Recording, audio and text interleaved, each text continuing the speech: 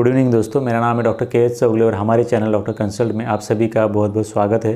तो आज के इस वीडियो में हम बात करने वाले हैं कि अगर किसी भी पेशेंट को कभी भी अपना ब्लड चेक करने के बाद उसके लीवर फंक्शन टेस्ट के अंदर अगर SGOT या फिर SGPT बढ़ा हुआ दिखाई दे रहा है, तो उस बढ़े हुए SGOT और SGPT को किस तरह से हम घर में अपने डाइट के थ्रू या फिर अपने लाइफस्टाइल मॉडिफिकेशन के थ्रू किस तरह से ठीक कर सकते हैं, इसके बारे में आज हम इस वीडियो में आगे बात करने वाले हैं। सबसे पहली बात कि किसी भी पेशेंट के ब्लड रिपोर्ट्स के अंदर अगर SGOT और SGPT काफ़ी ज़्यादा बढ़ा हुआ आ रहा है, तो सबसे पहले तो उस पेशेंट को ज़रूर से अपने डॉक्टर की सलाह लेनी चाहिए। SGOT और SGPT बढ़ने के पीछे बहुत से कारण हो सकते हैं, जैसे कि लीवर का कोई इन्फ्लेमेशन होना, लीवर का कोई इन्फेक्शन होना या फिर लीवर की कोई बीमारी होना।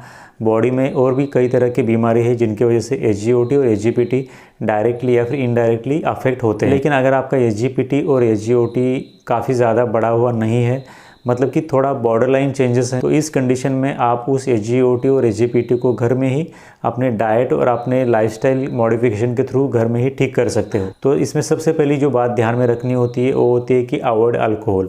मतलब इस पेशेंट को अगर आपका SGPT और SGOT बढ़ा हुआ है, तो फिर उस पेशेंट को अपने खाने पीने के अंदर शराब या फिर अल्कोहल बिल्कुल भी नहीं लेना चाहिए। शराब पीने की वजह से लीवर के ऊपर काफ़ी ज़्यादा बुरा असर होता है, इसलिए इस तरह से जब भी SGOT और SGPT बढ़ जाते हैं तो अल्कोहल को अवॉइड करना काफ़ी ज़्यादा महत्वपूर्ण होता है। इसके बाद जो दूसरी चीज़ आप कर सकते हो वो होती है कि कैफ़ीन लेना, या फिर आप अपने खाने पीने के अंदर कॉफ़ी 1 या 2 बार दिन में ले सकते हो। कैफ़ीन लेने की वजह से भी SGOT और SGPT को कंट्रोल करने में काफ़ी अच्छी मदद होती है। इसके साथ साथ आप ग्रीन टी का सेवन भी कर सकते हो।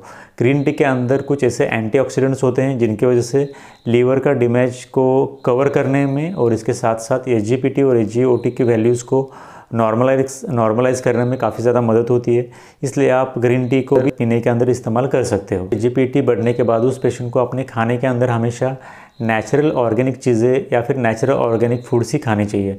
आजकल के ज़माने में हम जो भी वेजिटेबल्स वगैरह खाते हैं उनके अंदर या फिर उनको उगाने के लिए काफ़ी ज़्यादा मात्रा में पेस्टिसाइड्स और इंसेक्टिसाइड्स का इस्तेमाल किया जाता है, और इस तरह से पेस्टिसाइड्स और इंसेक्टिसाइड्स से बनाया हुआ या उगाया हुआ खाना जब भी हम खाते हैं तो उनकी वजह से कुछ केमिकल्स भी उस खाने के थ्रू डायरेक्टली या फिर इनडायरेक्टली हमारे बॉडी के अंदर चले जाते हैं, और इन केमिकल्स को मेटाबोलाइज करने का काम हमारा लीवर करता है।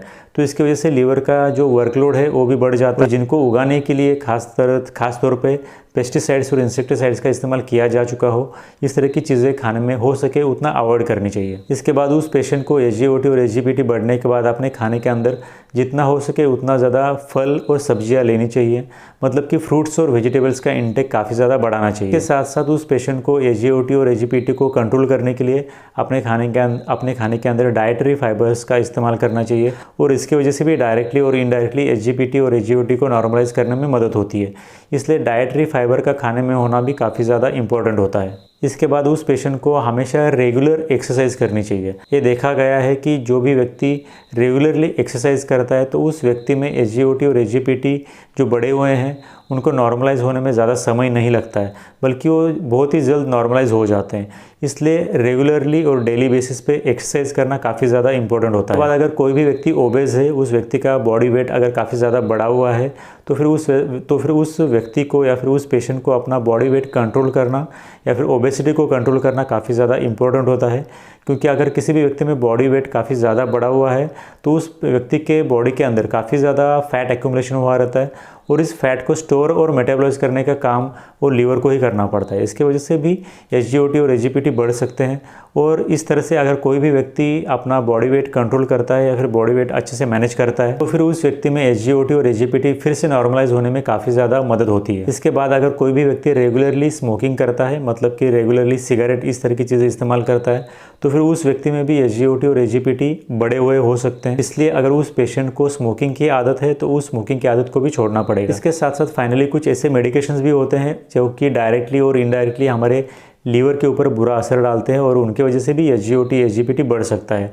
फॉर एग्जांपल जो भी दवाइयाँ TB को ट्रीट करने के लिए इस्तेमाल की जाती है, इसके साथ साथ जो भी स्टेरॉइड्स होते हैं, जो भी पेन किलर्स होते हैं, इसके साथ साथ जो भी लॉन्ग टर्म से ली जाने वाली कुछ ऐसी दवाइयाँ होती हैं जिन दवाई को एक्सक्रीट करना या फिर मेटाबोलाइज करना लीवर का काम होता है, तो काफ़ी लंबे समय से इन दवाई को लेने की वजह से भी लीवर के ऊपर एक स्ट्रेस बनता है या फिर उसका एक वर्कलोड बढ़ जाता है। उसके वजह से भी उस व्यक्ति SGOT और AGPT बढ़ सकता है। इसलिए कोई भी दवाई किसी भी व्यक्ति को अपने मन से, अपने मन मुताबिक नहीं लेनी है। अगर आपको कोई भी मेडिसिन लेनी है तो ज़रूर से आप अपने डॉक्टर से एक बार कंसल्ट करना चाहिए और अपने डॉक्टर से कंसल्ट करने के बाद ही आप उस मेडिकेशन को ले सकते हो। तो thanks for watching this video till then. Thank you very much.